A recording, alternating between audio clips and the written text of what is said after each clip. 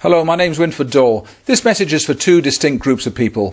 For those that have just come across the research I'm doing into skill development and want to know why is it there's been some critics of you hanging around for a while.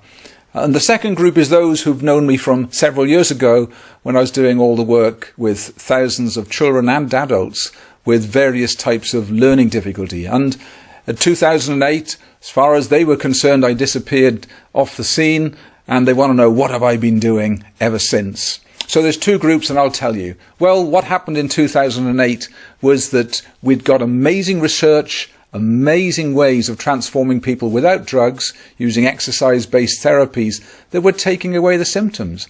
But something I'd not considered in my strategic thoughts, it became a huge threat to various organizations, various people's reputations, researchers and so on. And so they attacked. On any scientific basis? Absolutely not. Were they prepared to lie? Yes, several of them were, because they were threatened by the fact that we were getting great success in transforming lives.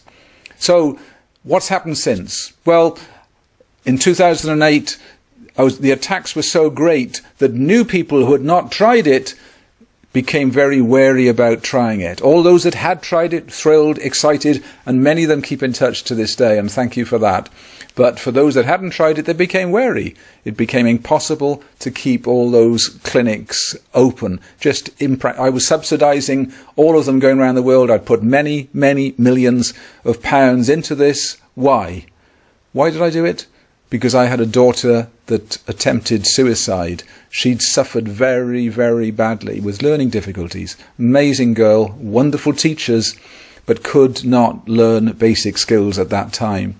So I talked to researchers about what was going on in the brain, and they gave me all sorts of clues and insights and possibilities, and we applied it, and you know what? We found it worked beautifully and brilliantly, gave her hope, gave her skills, basic fundamental skills that changed her life. So we made that available through clinics around the world, and we changed many thousands of lives in that process. But when the critics came along, I could no longer subsidize those courses to the extent they needed. I couldn't keep the clinics opened. And so it broke my heart, but many of them had to close. Then some guys came along from London, and they said, we'll take over the clinics that you've got because we want to keep it going. And that was a great gesture of them.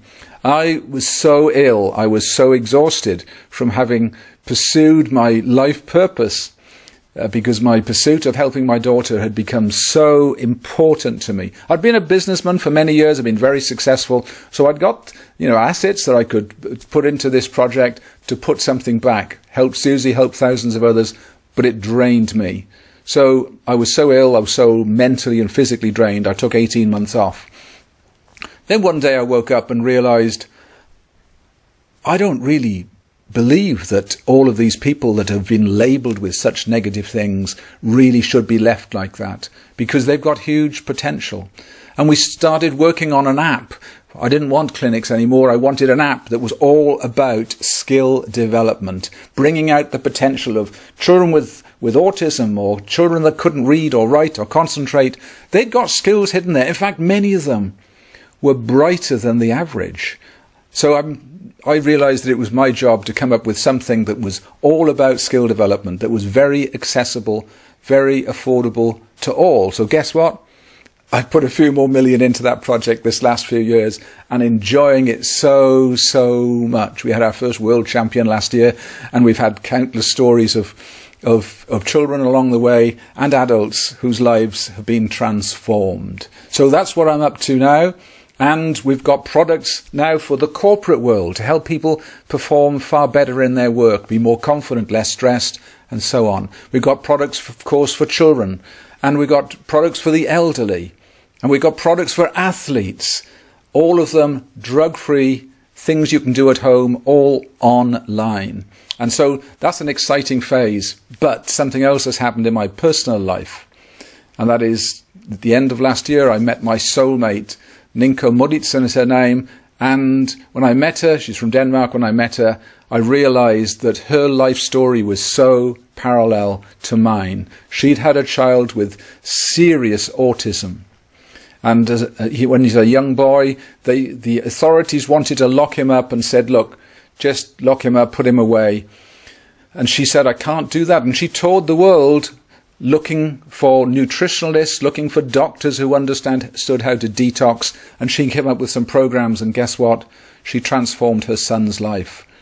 And since then, every year, she transforms the lives of thousands of women, not in a temporary way, but in a lasting way, creating enormous differences in their life. So I'd gone down the neurological route, touring the world looking for neuroscientists to help my daughter. She'd gone around the world looking for doctors, nutritionalists, and other detox experts.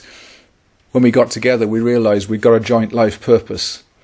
So one of the programs we've got now is putting the best of her research on all I've been working on together. And you know, the research carries on. Research from major universities is coming out all of the time, underpinning everything we've ever been saying. So it should be really embarrassing to those critics, because not only were they completely wrong about the science, they were also cruel to all those families who could have been helped this last few years. So I'm not going to let that happen again. What we've got is a